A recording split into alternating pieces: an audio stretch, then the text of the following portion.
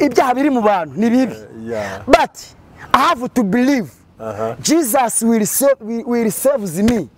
Person zireba. Of course. When I was in there in jail, nigiyeyo. Bizi cyongereza. Abantu barafashe banterekayo. Bagira ngo baranyishe. Kumbi Imana ifite inyungu ebyiri. Yego. Iyo gukiza abantu niyo kunyigisha. Kuko twabonye Imana itabara abasenga. Umva ijambo rikomeye. Abonye kwizera kwabo. Shaka kubwira abantu ibintu byinshi abantu murabizi. Abanyarwanda n'abatanyarwandakazi mwarabwiwe ubutumwa bwiza kenshi kandi murabwirwa. Na niyo mpamvu ntazagushaka gutinda mvuga ibintu byinshi. Yesu ngo abonye kwizera kw'abo bagabo. Sefa kwa Mungu. Amen. Abonye kwizera kw'abo mama. Abonye kwizera kw'abo papa. Abonye kwizera kw'abo di. Abonye kwizera kw'abo. Abonye kwizera ya sapo. N'abantu babagira akamaro. Twagiye duhura n'abantu batandukanye ntibagira ikintu batumarira. Aha niho nshaka bakadusiga badugize gute badusanze muri iri jambo. Niyo mpamvu navuze ngo mwizere. Haleluya. Nutizera birakubera inyuguti. Twongeye kubaramutsa nshuti z'Imana bakunze umwe bw'abera ministry aho turi hano dukorera hano kuri Sport View, ahantu heza cyane umuntu w'Imana yatemberera wahategurira ubukwe. Hari amasare hakabayo na jaride zigera kuri ebyiri, ngira ngo tuyababereka kenshi cyane. Ni umuhanda uzamuka uva Sonatibe ruguru y'akarere ugahita ukata ibumoso bwawe, aho niho uri muzamuka. Aho ngaho niho bita kuri Sport View Kicukiro. Waba uri muva za Bugesera, Gahanga, ugera Nyanza, ni iburyo bwawe. Aho rero hakorerwa amakwe, hari piscine, hari byose, hari imyidagaduro. Turahakora ikintu batweme n'abantu bafatanye ibikorwa bakunda ubumwe nabo baradukurikirana. Nagira ngo romba bwire ngo mwe mwese mudukurikiye muri hirya ku isi hatandukanye, abari ninjoro ku manywa, mwe mwese abarwaye, mwese Imana bagire neza kandi batabare. Turi mu gihe cyacu cyiza aho tuganira ku magambo yo gukurwaho ibigunira, nkuko mwavuze ko mukunda uyu mukozi w'Imana.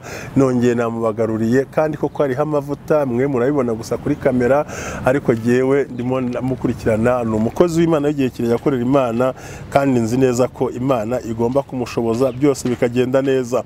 Nagira ngo rero mwakire mu izina rya Yesu. Turakwakiriye umukozi w'Imana, ni karibu. Urakoze cyane mushumba.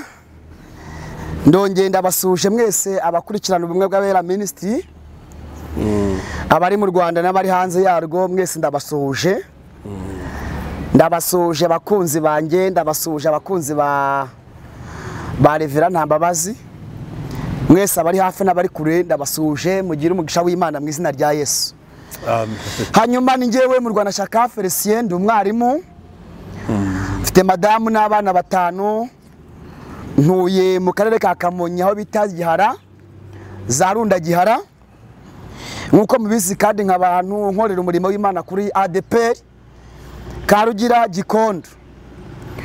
Uyu munsi ngarutse hano rero ku kiganiro nkuko mubizi.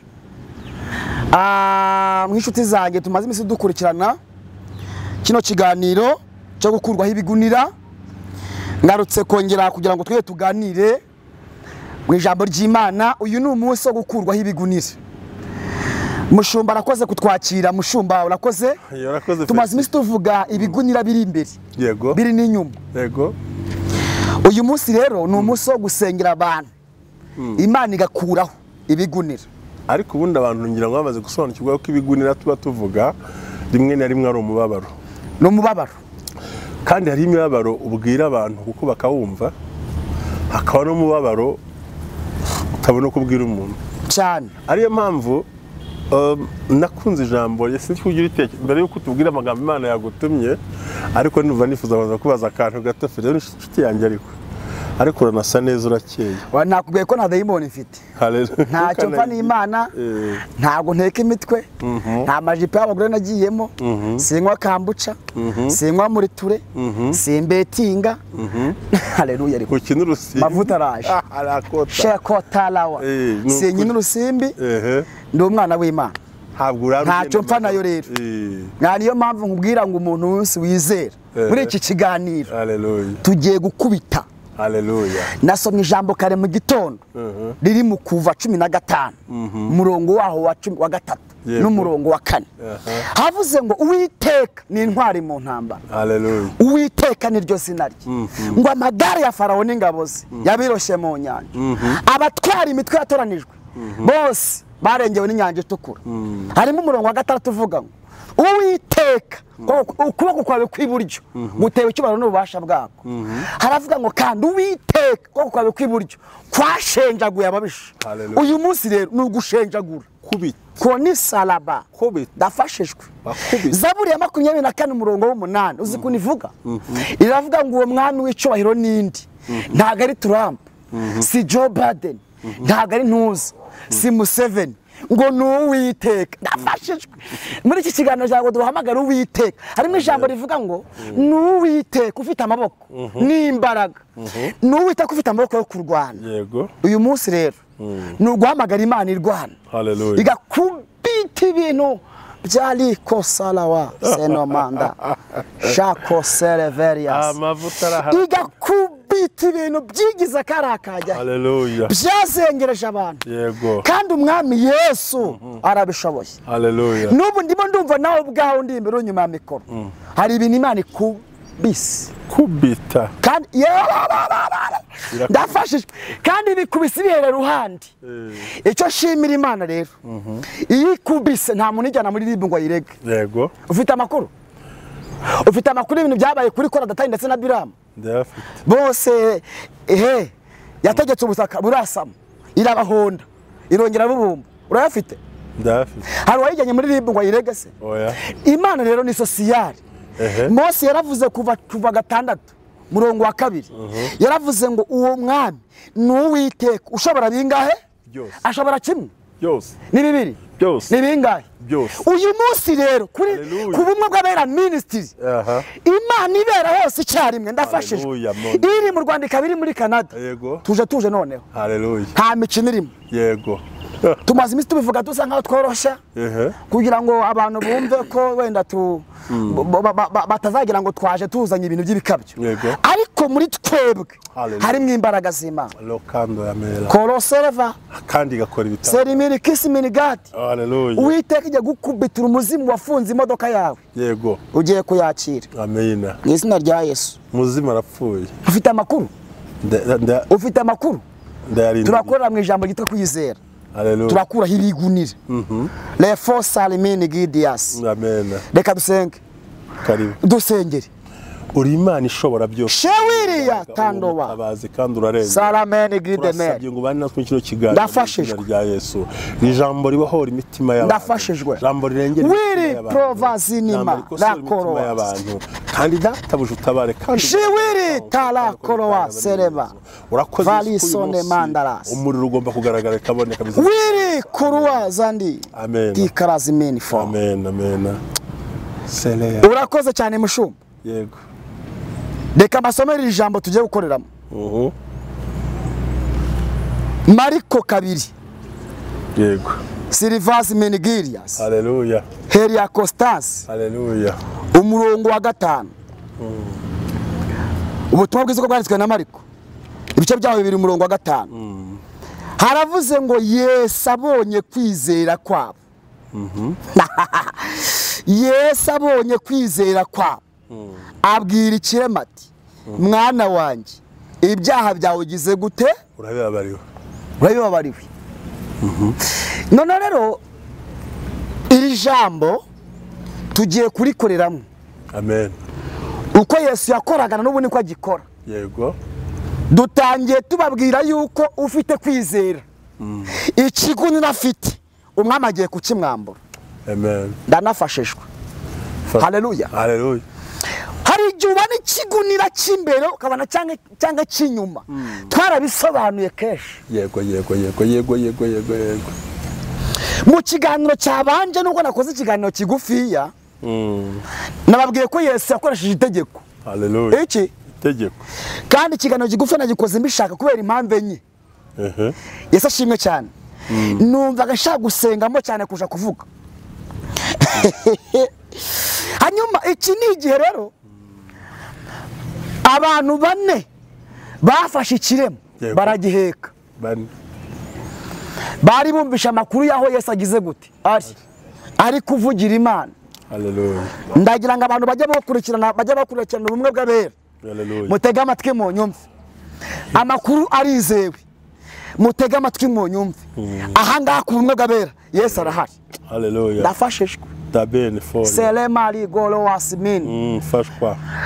Abantu baravuga bati twumvisha Yesu agize gute nabisobanuye gato mbigarutseho ngo baheka ikiremo barakijyana aho Yesu yaragize gute ngo bageze aho ari babura aho banyura baravuga bati turanyura hehe abantu buze mu muryango ntitwabona aho banyura ntitwabona aho tunyura ababyiganye ni benshi nabivuze mu kanya gatoya ntitwabona inzira aho tunyura ngo tumugereho ntabwo twabona n'umuntu waduhakira ngo dutambuke tumugereho tubigenze dute baravuga tugira ngo tugere kuri mugabo biratugora bigira inama baravuga bati tuzi n'ibindi amakuru yose tugeze gute turayazi n'ubwinze atari yacu twayubatse n'ubwo atari twayubatse tugiye gukora deburiyari tugenda dupfumura ahantu hose agize gute tukimanuriremo n'ubundi ni ikirema kizapfa cyapfa cyakira niho hahandi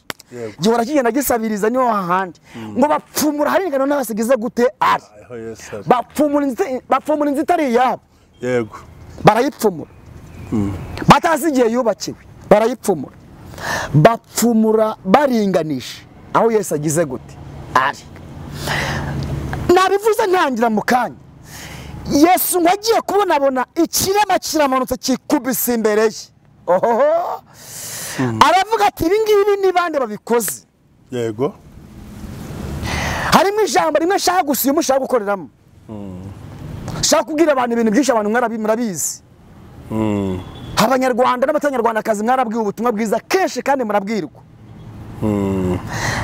niyo mpamvu ntaza gushaka gutinda mvuga ibintu byinshi Yesu ngo abonye kwizera kw'abo bagabo sefa kwa Mungu abonye kwizera kw'abo mama abonye kwizera kw'abo papa abonye kwizera kw'abo di abonye kwizera kw'abo abonye kwizera ya sapo abonye kwizera kw'abo ahita abwira ikirema ati ibyaha byawe ugize gute urabibabariwe icyo ni icyambere Yesu ikintu akora yakugezeho ikintu cyambere akora agukiza ikigunira cy'ibyaha aho uri hose uri hafi uri kure Yesu nakugereho agukize ibigunira icyambere cy'ibyaha nimba ari ubusambanya bugukize nimba ari ubujura bugukize nimba ari ubwesikoro abugukize nimba ari imitwe ayigukize nimba ubeshya ntuzongere kubeshya nimba wiba ntuzongere kwiba nimba wasambanaga ntongere gusambana nimba atekaga imitwe ntongere guteka imitwe uyu munsi Yesu agufane icyo kigunira sefa kwa Mungu amen aravuga ngo ibyaha byawe ugize gute urabibabariwe ndimo numafashijwe icya kabiri ahita avuga ati nkoresheje itegeko oda icyo nkundira Yesu ntagakiza ibyaha gusa akiza na bya bintazi twavugaga by'ibigunira bya bintazi by'ibyaha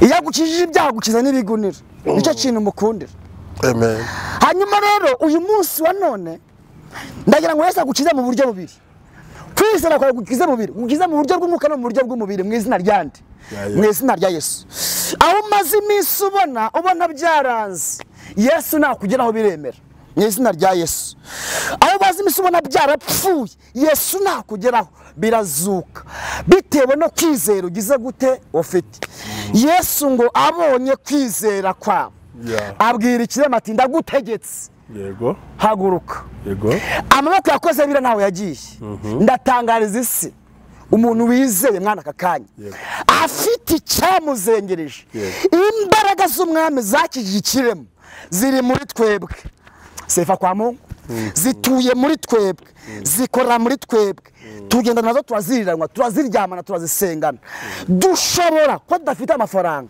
ariko dutunze imbaraga ziri muri Yesu reka nguha amakuru uwitwa Petero na Yohana ngo bagiye gusenga ariko bagenda bagiye gusenga mu isaha yo gusenga ngo bagera ahantu ku rusengero basanga umuntu umaze igihe kirekire asabiriza. Dore amakuru yizewe sifa kwa Mungu. Amen.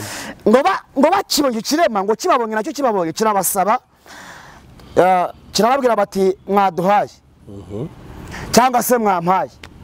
Petero niwe wari uri imbere aravuga ati umva wa mugabo ikintu cya mbere ifeza n'izahabu ntabyo dufite. Ntidufite ubutunzi, ntidufite amashuri, ntitwize, ntidufite inoti, ariko icyo dufite sifa kwa Mungu kiraruta cyane amafaranga. Hari igihe ushobora kubona umuntu adafite amafaranga, ariko muri watunze imbaraga ziri muri Yesu.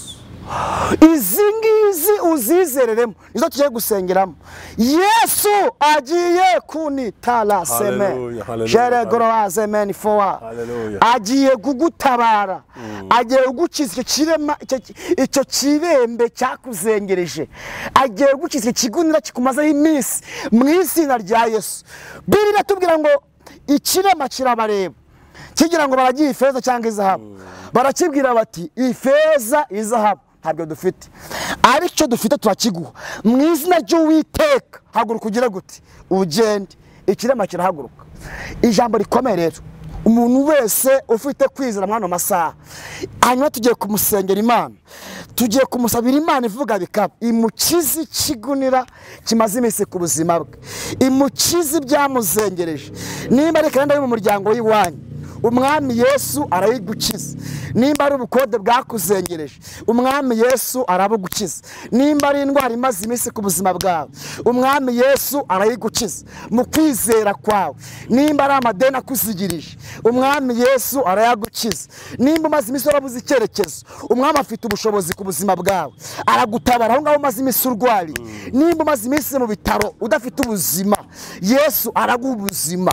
Umaze iminsi ufite ibintu byakuyobeye waburiye igisubizo, umwami Yesu abifitiye igisubizo.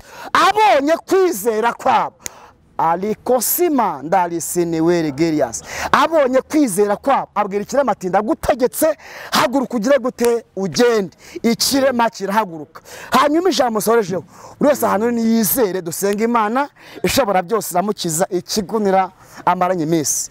Reka dusenge mu izina ry'umwami Yesu. Utarasenga rero gataho ngaho, umaze kutubwira ko uwo muntu yari amaranye imyaka ubwo bumuga, no kuvuga ngo mbere yuko n'abantu babigizemo uruhare. Ntiwumva ko mu buzima bw'umuntu nubwo Imana ikora ariko ikoresha abantu cyane, ikoresha abantu. Nibyo nabwiye abantu mu ijambo, namwe ni mwizere.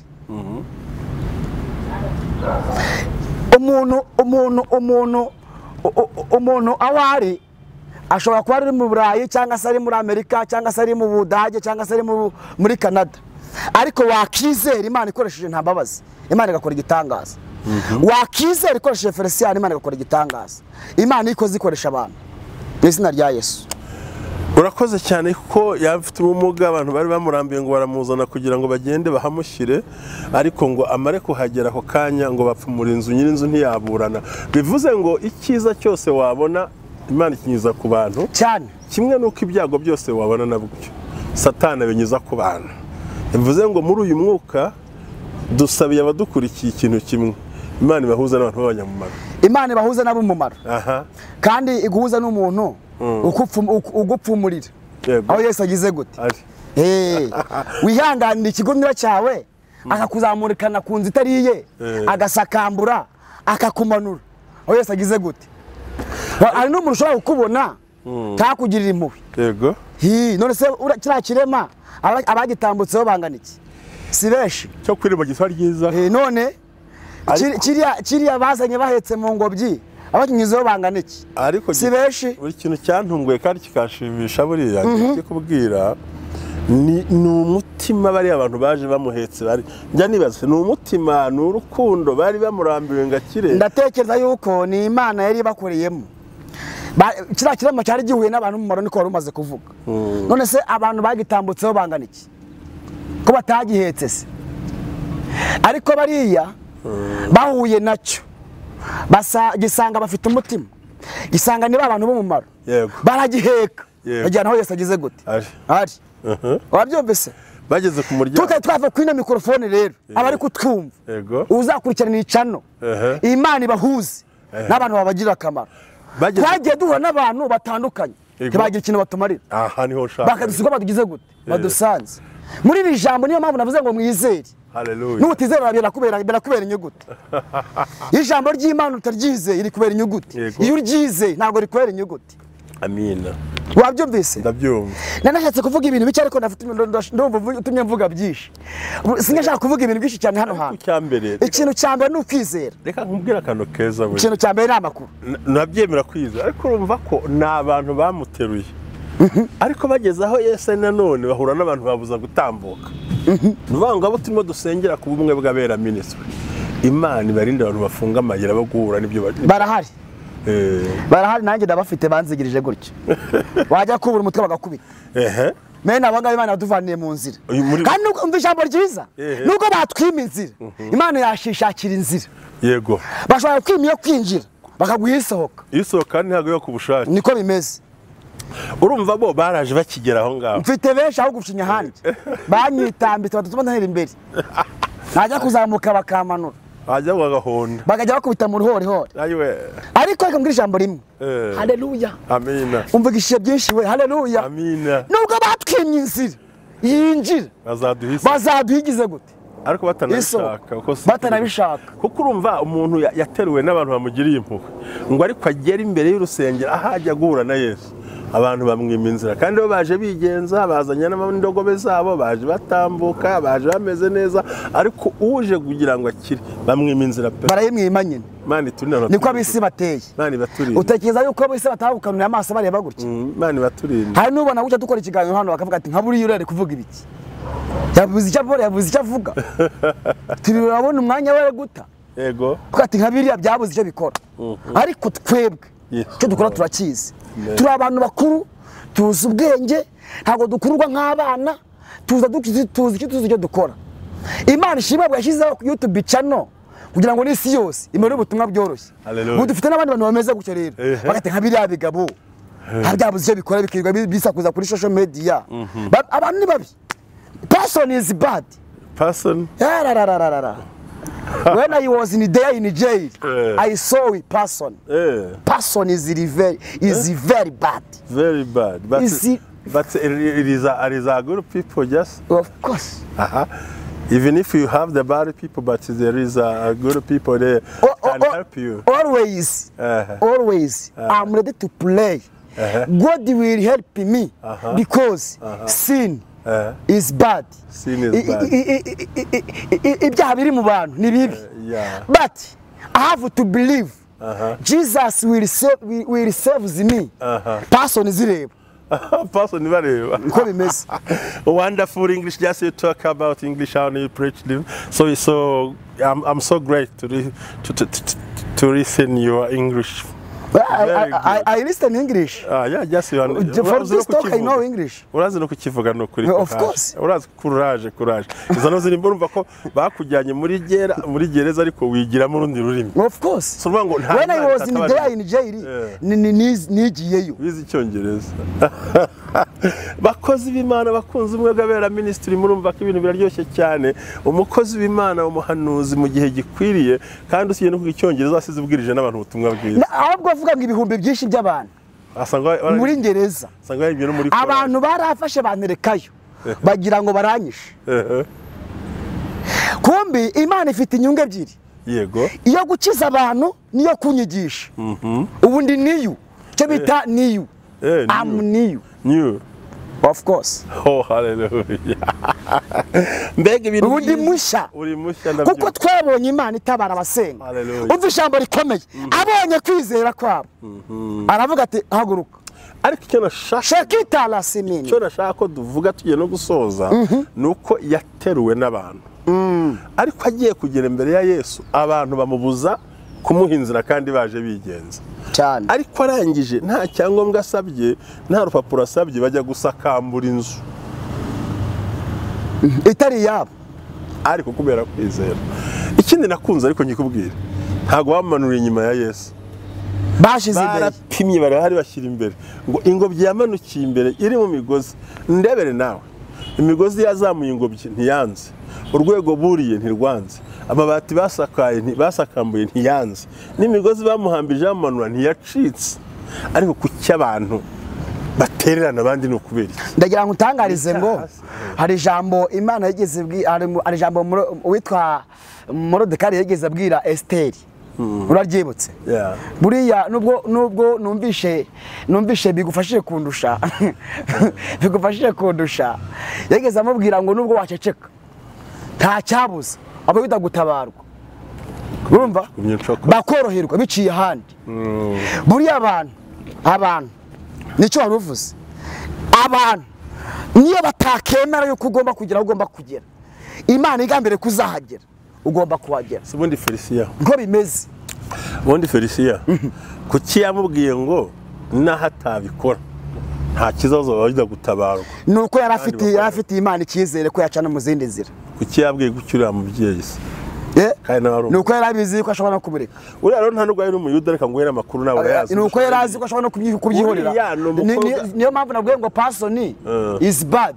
Yari abizi ko ashobora no kubireka. Uriya mukobwa avuka mu Bayifurayimu buriya rega, nyina n'umwefurayimu, nako ise n'umwefurayimu. Burya mushiki we niwe wari umuyuda rero. Hagati ariko nubwo waciye ko nta kibuye n'abayuda, nta cyabuza umuyuda gutabarwa, bikava no ku wundi. Ako kantu nako kambereye gashye ndafashijwe nyine ubu ncokoza kandi munjyana ahantu. Ndumva ikiganiro ahubwo gitangije. Oya ndakishoje aho izina ryayo. Nubwo abantu batakumenya batagutekereza, bivuze ngo nubwo abantu ari babi ariko hari n'abantu beza. Hari n'abantu beza cyane turimo dugera dukomera. Nuvuga ngo iyo turebye gukurwaho ibigunira, hari abantu bifuje ko uwo muntu wamugaye avaho ibigunira. Ahubwo nari nava ku ino mikrofone, Imana impuze n'abantu beza. Haleluya. Bari buze kushyira mu ngobyi bakantwara. Ariko nugere mbere ngire uhure n'abantu bakomeza guhura n'ibyaha. Barahari. Ndafashijwe. Arafashijwe.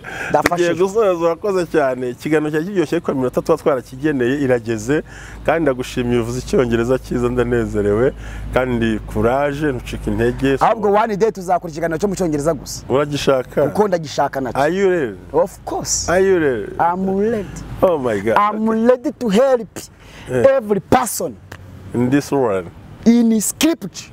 I'm ready to make job of God. Because I have Holy Spirit. Of course. I'm ready to continue to make job. And everybody here who listen our always you will call me. Zakwitaba. Yeah, thank you so much. Just to continue to tubwira abantu ijambo ry'Imana. Komeza babwire. Of course. I think everybody here needs our channel just here around speak English very well. So you will do it, it doesn't problem. You can pray for us. Thank you so much. Let's pray. Amen. Almighty God, we invite you to be with us. We invite you to be with us. You help everyone. You are here. El koski follow asking me a draw was can see a Jesus was been forward. Shingin is so orogre over was in wind. We need your support. I need kusti for against me, Eli, Siri, William, Gestima, Ndala. Ali has mean for us. I invite you, oni kiss me he. Ndagu tumiye, ndakuraritse. Ngo ugere kuri buri muntu wese. Uri hafi n'uri kure. Ufite ikigunira, ufite igishakwe cyamuzengereje. Muri iki kiganiro dushorejeho nicyo twabanje. Buri muntu wese uzacyumva afite ikibazo kimuzengereze, afite ibigunira bimuzigirije, ola hemozefai uzayimukuza imbaraga zawe, bisabye mu izina ry'umwami wacu Yesu. Amen. Urakoze cyane, Imana iguhe umugisha. Bye bye. Thank you. Ngaho basezereho. Ndabasezeye mwese aho muri abari hafi n'abari kure, muhabwe umugisha n'Imana mu izina rya Yesu. Amen. Amen.